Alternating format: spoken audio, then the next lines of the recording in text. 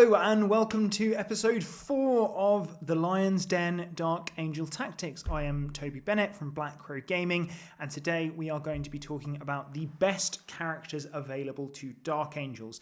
Now, one major thing hopefully you will see is that I'm now no longer using my headset. I've got a freestanding mic. I do listen to you guys, so hopefully you'll have better audio quality this time. But we are here to talk Dark Angels and here to talk about the tactics and how you can best use your models. So, who's the best? Why would we use them? What's the abilities that they're going to give our units? You know, there's lots of different things that we've got to think about when we're picking our key characters. You've always got to have at least one because you need a warlord.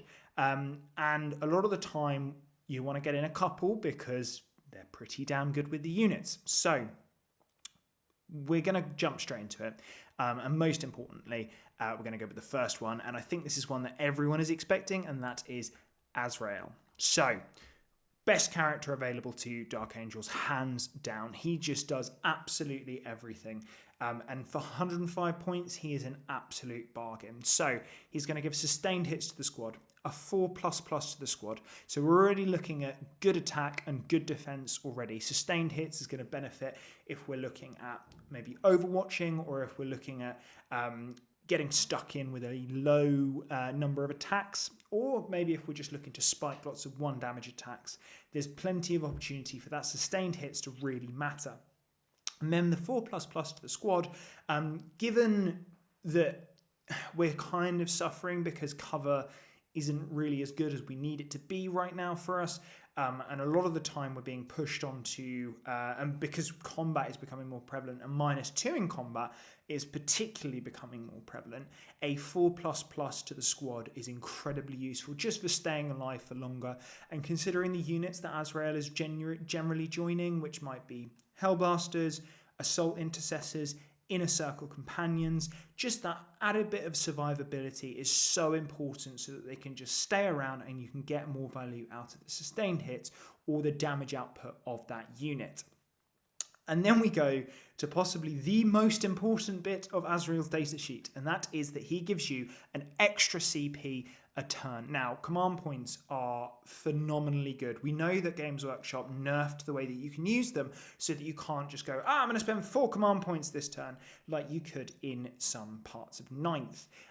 So that extra CP a turn is absolutely essential for your Dark Angels army. It's going to help your army tick over so much more. So the best way to think about it is if you're in, say, the inner circle task force, you're going to be able to use that -1 to wound with basically every turn for your Deathwing unit, which is very important for your Deathwing Knights. You've also got more access to things like AOC. You can also be a bit more aggressive with grenades and things like that. And also, when secondaries are a lot harder to score nowadays, it's quite important to be able to new orders regularly. Because then that's going to mean that you're more likely to be able to score your 100. So as soon as you see something like recover assets, you're going, okay, well that's Azrael's extra CP, rather than umming and ahhing over, okay, I really need to spend on this ability over this other one. So Azrael, particularly maybe in conjunction with a captain with another unit, particularly good just for keeping your CP down. Okay, really, really good there. Now we're going to come to the slightly less important abilities, but still nonetheless quite handy to have. Now, the 4++ to mortals once per game, it's become a lot more relevant now that Devastating Wounds wording has changed. That is really, really important that you can just go, okay, well, we'll do this, and my unit might not die when a lot of Death Star units sort of rely on that plethora of mortal wounds to remove large blobs of invulnerable save units. So he's just kind of covering his backside there again. And rather handily, now that the wording in Hazardous has changed, if you're playing Azrael with Hellblasters, as we've discussed in another video, you can use that to, if you roll an absolute glut of ones, you can use that to try and mitigate some of those mortal wounds coming through from the hazardous test, as it is now 3 mortal wounds that you take. And then my personal favourite bit with Azrael, although it's a little bit counterintuitive because you do want him to be as survivable as possible, so that he can make it to the end of the game and generate that full 5 additional CP. But he is absolutely brutal in combat. If something doesn't have an invulnerable save, he's just going to go through it. He is -4 in combat. And that is something that you see very, very rarely. He's also got devastating wounds with a 2 damage sword with 6 attacks, strength 6, hitting on 2s. And if he's leading a squad, it will also have sustained hits. So on average, you're getting 6 hits. You're then getting at least 1 dev wound through on average. And then you're probably wounding a reasonable amount of the time, especially into infantry. And then you're also wounding everything apart from those T12 monsters and tanks on 5s rather than 6s. So those +1 to wound abilities that Dark Angels have access to, be it in Inner Circle Task Force or Gladius through Lance. There's plenty of opportunity for Azrael to go to 4s, even against those big targets. I myself have had Azrael manage to just roll 6s and eventually kill a Tyrannofex because he just stood there for long enough going, and what? I'm going to roll 4s. I'm going to roll 4-ups and survive, and then I'm going to roll 6s to wound, and you're going to fall over eventually. So that combat ability is extremely powerful. Alongside that, his gun is absolutely no slouch. It's basically a plasma gun, but also has devastating wounds and anti-infantry 4-up. So really quite handy, especially when you add in the sustained hits, and it can go to 3 shots within 12 inches because it's rapid fire 1. So it's not world breaking, but it's going to increase your damage output when really this model doesn't need that. But it's just that little bit extra. And then the final kicker on this is that he's 105 points. Now, he is extremely cheap. He's probably the most undercosted character in the army.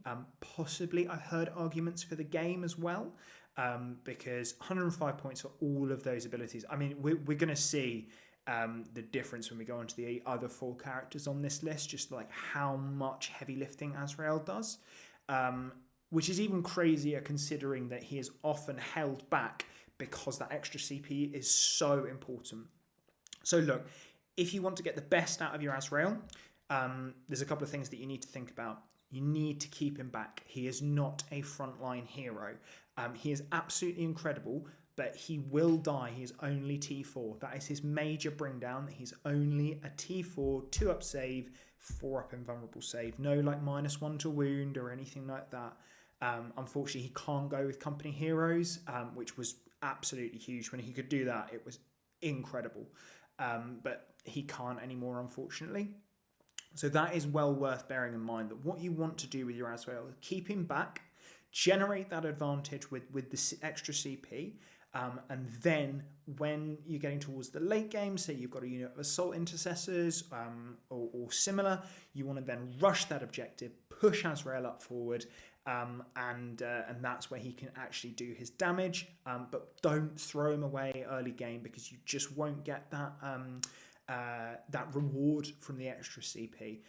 He is not meant to be a front liner like, say, the Lion or something like that, because he needs to be generating that CP to get the real value out of him, and he is still only T4.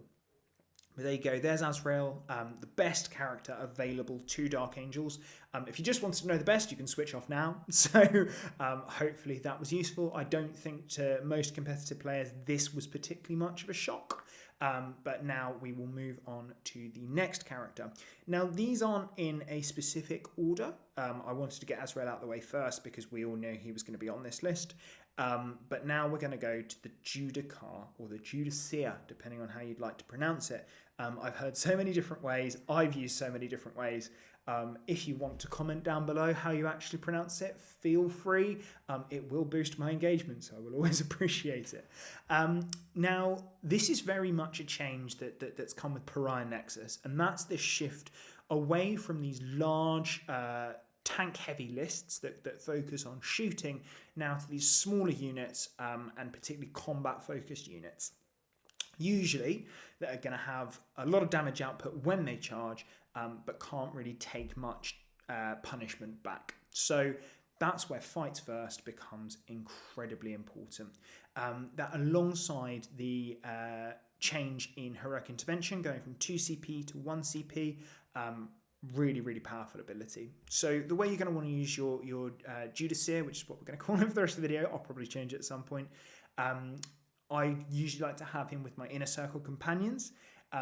It means that they are not as survivable, which is a slight problem. They are less survivable in those shooting matchups. So what I do quite like to do is have that flexibility of possibly switching that with Azrael. So unit of assault intercessors, unit of 6 inner circle companions, and you can switch the two depending on the matchup, because the Judic can then be used as like an assassin because of precision, which we're about to talk about. Or you can have him with the inner circle and sort of be that heroic intervention or later game threat. Once your eradicators or hellblasters have done their job, that's when these guys are going to protect them, make sure that they're not getting charged and sort of brutalized, or they can sort of look to make sure that there's a flank gets won because they push in, kill the unit they charge, and then hold against, say, pistol shooting back at them or bullgrin shooting back at them, and the Judic is usually going to cut through those units pretty efficiently. So strong combat ability, really, really powerful. Lots of attacks, devastating wounds, precision, gains attacks when he kills characters as well, and he is absolutely no slouch at strength 7, AP 2, damage 2. So strong sword. He's going to go through most Marines pretty efficiently. He's going to go through most characters pretty efficiently as well, especially when you factor in that devastating wounds and that most characters are around sort of 4 wounds for the most part. He himself is 4 wounds. Found that out the hard way once where I thought it was 5. Turns out it wasn't, and he died to a double shuriken cannon. I was very, very sad. But he does then get a 4++ in combat as well. So only a 3 up normally, but a 4++ in combat. And rather handily, as we are seeing more Tyranids as well, he is leadership 5. Now, it depends how relevant you're going to find that, but oftentimes there are going to be a couple of situations where that clutch leadership 5 is going to be important, especially when often your inner circle companions are an objective holding unit because they are OC2. So yeah, really kind of just an extra positive there. But as we've kind of mentioned, the downside is he is just a 3-up save to shooting. Inner circle companions are just a 3-up save to shooting.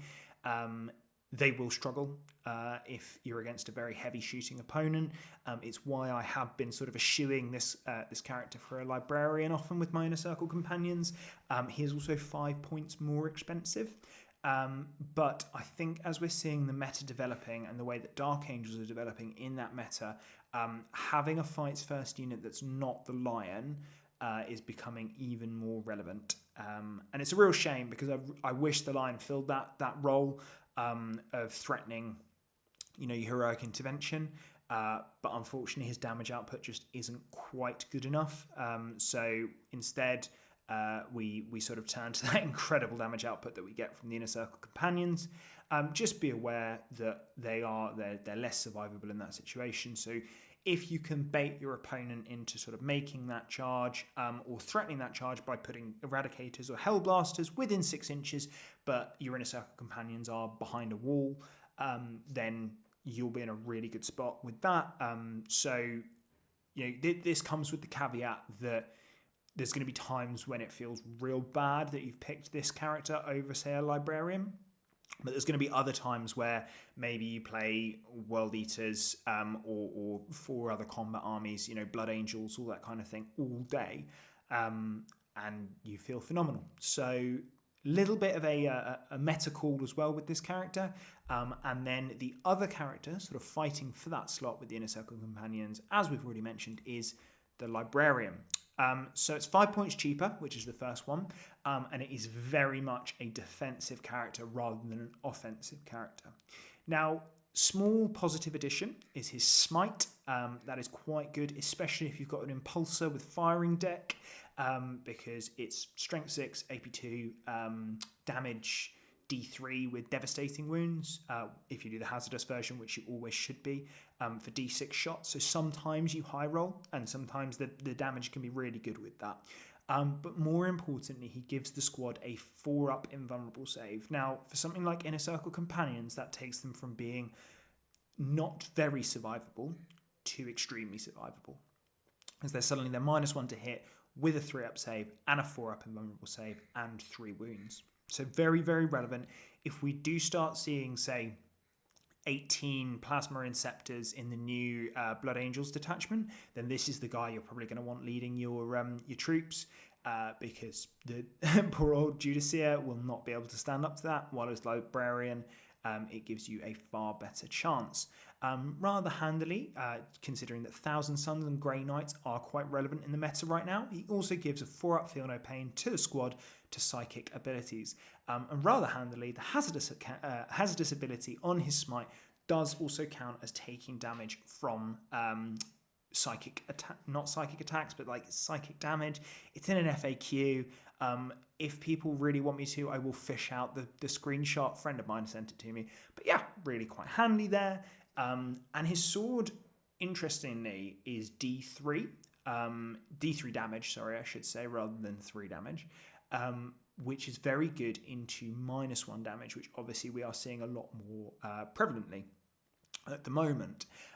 The only real downside is that it's only -1 AP in combat. So that isn't the best, especially into those sort of -1 damage 2-up saves that we're often going to be going into, because they're just going to be saving on 3s anyway.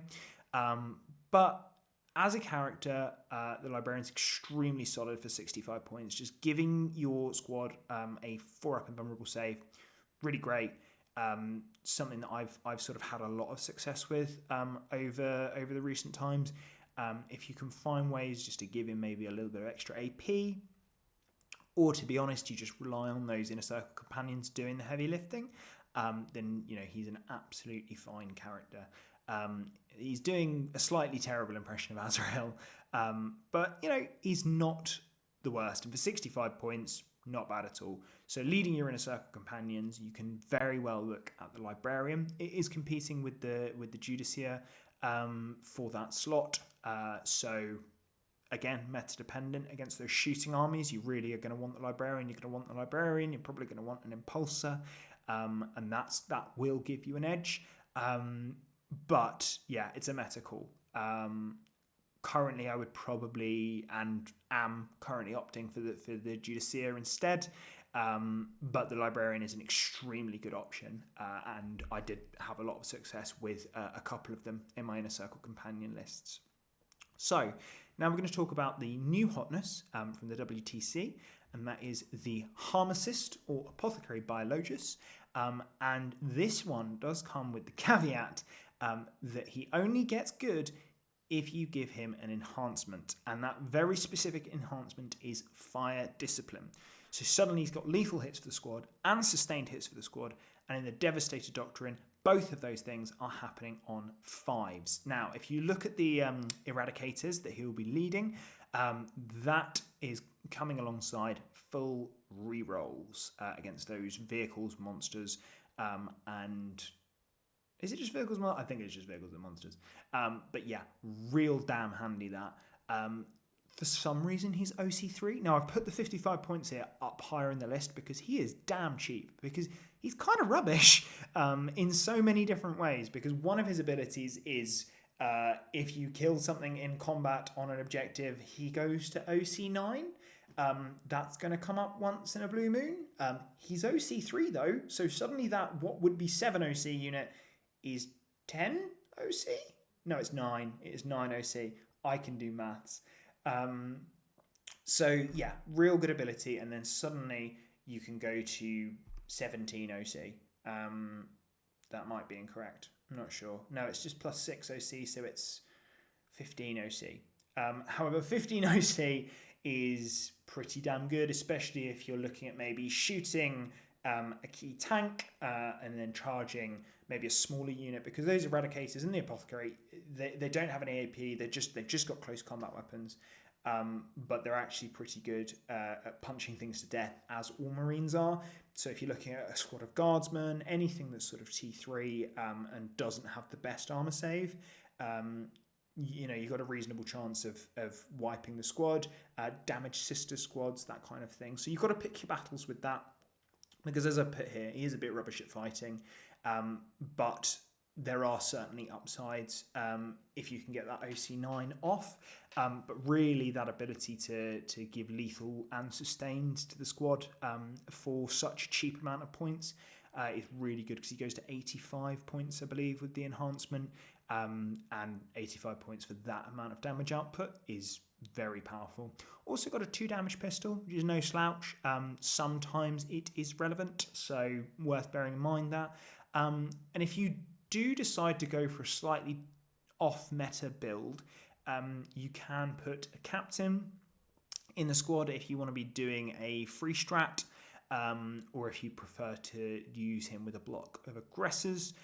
I wouldn't recommend doing this, but it's there as an option, because especially aggressors I don't think are survivable enough. Eradicators I think are decent, but probably not all the way there as well, and that extra model will also mean that you can't fit in a repulsor anymore, and that's really where you're going to benefit from the fact that these guys are kind of fine if your opponent tries to charge them, because they can hop back in their repulsor, and they're not bad at taking incoming fire either. It's not going to be small arms that can really put the hurts on them. So for example, heavy bolters into Hellblasters, it's wounding them on 3s, and they're dying every time they fail a save. Not a good situation to be in, especially when those heavy bolters, usually you've got like 3 of them on a tank or something like that if you're a Sisters player. So having the Apothecary and the squad that he leads, they're in Gravis armor, they're T6, and they're 3 wounds, so it just adds that survivability. And as I say, it is quite cheap, so if you're weighing up those options of should I be playing Hellblasters, should I be playing Eradicators, that prevalence of medium strength 2 damage weaponry in your meta is going to be really quite relevant. So that's the Apothecary Biologus. Also, gorgeous model. I think all the models that we've sort of gone through, apart from maybe the Librarian, are absolutely stunning. One of the new Leviathan models, really damn cool. Bit naff on his own, but if you give him that enhancement and you play him in a certain way, he can be really, really powerful, particularly with that Eradicator squad. Now, finally, our 5th character is as we say in England, the Leftenant, or Lieutenant if you are from the States. Not sure how other places pronounce it, but yeah, we're going to say Leftenant. So he's going to give lethal hits to the squad, much like the Apothecary Biologus. And again, this comes with the caveat that you want to have him with Fire Discipline. He's 65 points, so he's pretty damn cheap. I feel like he might actually be 55 points. By the by, 10 points difference. But very powerful when you stick on something like Fire Discipline, just to give him that little bit of an edge. He can join a captain, or more importantly, a chapter master. That chapter master in question being Azrael, because then suddenly your Hellblasters, they get that 4-up in bum. Now, one thing that I don't like so much about that ability is that you are wasting resources by having Fire Discipline and Azrael in the same unit, because they both give sustained 1. And it doesn't stack, obviously. Wish it would. If it did, oh my god, imagine. But unfortunately does not. So solid option. Hellblasters with the enhancement and lethals are really damn good.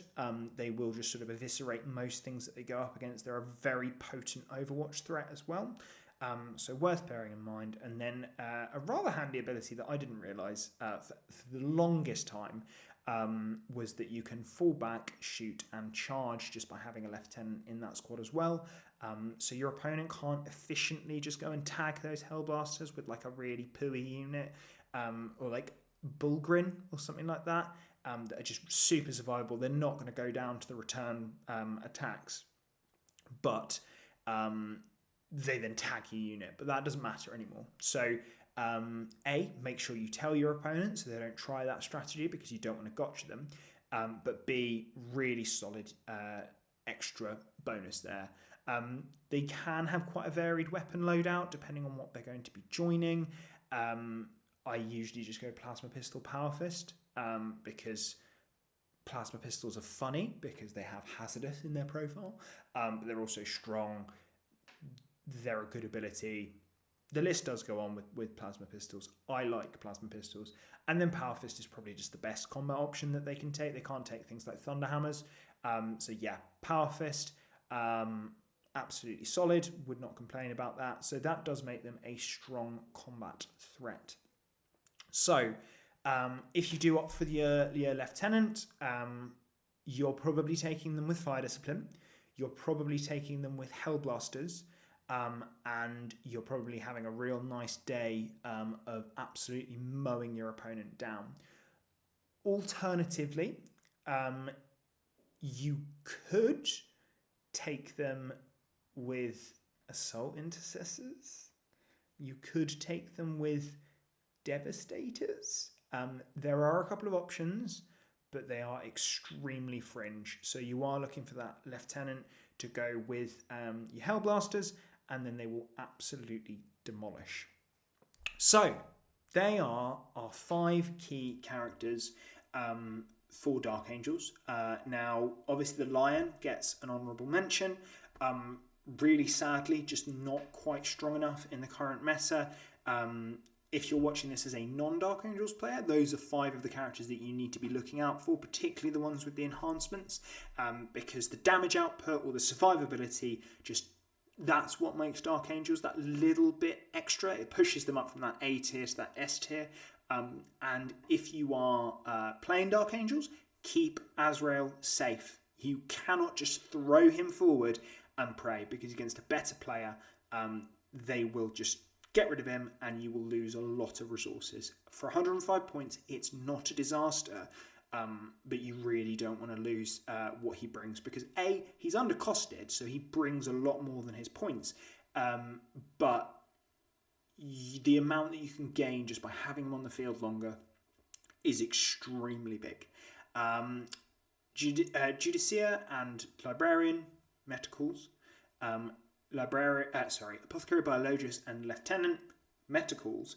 Make sure you take Fire Discipline with them. I have previously used an Apothecary Biologist just on his own with Eradicators, and I gave him Champion of Humanity. That's the one that gives Ignore Modifiers, and it's not Gravis, unfortunately. Otherwise, that would be real nice. But it was the one that could turn a single dice into a 6. In Firestorm, obviously no longer really relevant, unfortunately, because Firestorm is not relevant. But a solid character, if you like your Eradicators, well worth thinking about. And the Lieutenant, we've discussed it a couple of times when we've talked about Hellblasters.